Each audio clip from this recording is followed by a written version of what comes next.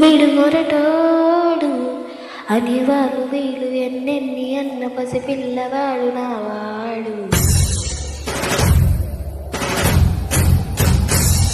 వీడు మొండోడు అని ఊరు వాడ అనుకున్న గాని మహారాజు నాకు నావాడు. ఓ మాట పెడుసైన మనసులో వెన్న నాయిలా ఉన్నవాడిలోన దేవుడెవరికి తెలుసు నాకన్నా. చూసేకి అక్కిరవ మదిరి ఉంటాడే నా స్వామి.